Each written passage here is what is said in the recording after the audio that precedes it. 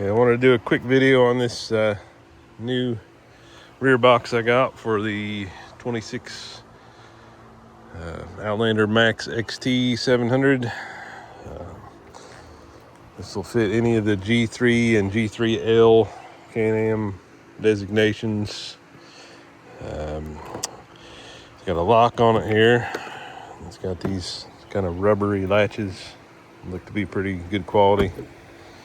The lid will open up to right there, the little rest, or it'll open up all the way forward of the backrest on a two-seater. It's got just a link snap on both sides, 36-inch, and then it's got 2 feet that hook under the rack back here in the back. Seem pretty strong, can't move it. It's got the tool holder pre-drilled spots there if you want to add the tool holder. It'll also kind of rest on the seat back. I don't think that's an intended feature, but it works. Got a nice squishy rubber gasket there to keep the dust and the water out. Also has the spots for the LINQ light rails, one in the front, which would be a lot more useful on a two-seater than it would on this one, but one on each side. And seems like a pretty good stout unit. Shaking the whole machine when I do that. It's I believe going to work out well. Haven't had it on the trail yet, but been around long enough to know what works and what doesn't. I think this will work out just fine. I think it looks pretty good. Doesn't stick out too much in the back or up too high, but it's got a good bit of room. You'll have to excuse the mud. Me and my son were playing in the back field yesterday and got down in the ditch a little bit. Show you this Can-Am bag while I got you here, I guess. It's got netting, I think, between the rear box and this bag. I should be covered good for storage. It's got a pocket up here. I got some big Ziploc bags in there that I found in the barn, just tossed them in there because they're handy to have. It's got webbing on the sides. You can add other stuff too. Got handles here.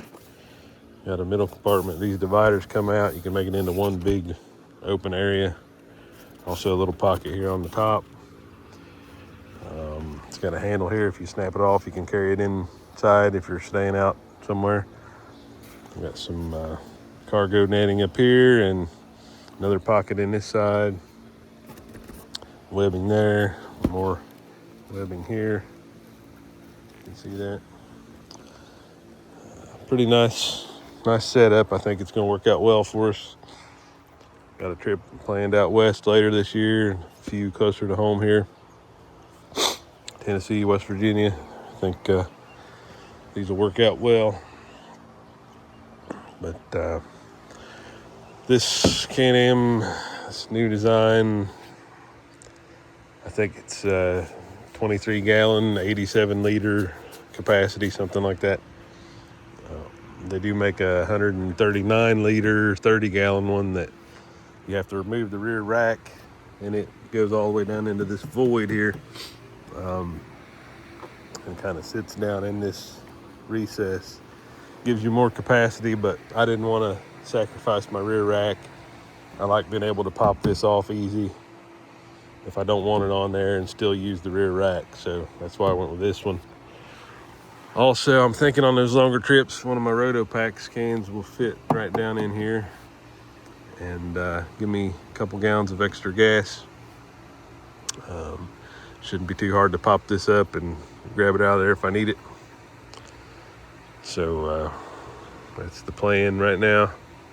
But I just want to do a video on this because I couldn't really find any when I was researching that showed it very well. Only found one guy trying to put it in a side-by-side, and he wasn't real happy with it because Doesn't look like it mounts quite as good in a side-by-side, and you have to add some rubber feet to it and some other screws, and it's just kind of a little bit of a faff, as the English say. But going on a four-wheeler, it couldn't be simpler or easier. Just hook the feet in, snap the 2 snaps, and you're ready to roll. 2 thumbs up for me so far. I've taken a few laps around the yard. I don't hear any rattles or anything like that, so I think it's going to work out well. We can put a small soft cooler with some drinks and snacks in there or whatever, and some jackets, tire pump, stuff like that. Actually, right now I've got the tire pump and stuff down in the front storage underneath the bag, which also is a nice little thing on these Can-Ams. I'll put the part number in the description, but there's a few places online you can get a 10% discount on these boxes, and I think I paid $508 shipped to my door for this one. If I'd have bought it from a local dealer, it would have ended up $580 something, which is expensive for a plastic box, but does fit the machine well, fits the contours well, looks pretty good in my opinion, and I think it's going to hold up well. So buy once, cry once, as they say. Got a good deal on this guy too. Just shop around, use AI during your search, and you'll find the cheapest one for you usually. But that's my setup for right now. Hope this helps somebody when they're out there shopping for a rear box. I think this is a pretty good option. Another option will be a Tesseract box, if you can get one shipped to your door for anything resembling a reasonable price. I struck out on that deal a few times because of tariffs and different things, but I like the idea of going with the Can-Am brand, because if I ever do break a latch or something, I can go to my local dealer 20 minutes from here and get a new latch or a new lock or a new mounting foot or something like that, where the Tesseract stuff being imported, it's a lot harder to get your hands on, and it takes a while. So I thought this was the best decision overall, and hopefully this video helps you guys out there when you're looking for your box for your Outlander. This fits the G3 and G3L models, I think roughly 2024 and up, and certain Mavericks, I believe, but check that in the description. Like I said, I'll put a part number in the description also. I don't normally ask for likes and subscribes and all that, but it would be nice to get a few new subscribers and get the money Google has been holding hostage in my account for about 3 years, like $80 or something like that. So got to get over a certain amount of subscribers. I think it's 1,000 before they start paying you out for your ad revenue. But I didn't do this for ad revenue. Just did it to help out fellow riders. So I guess a little honorable mention. Pop this light bar on it too.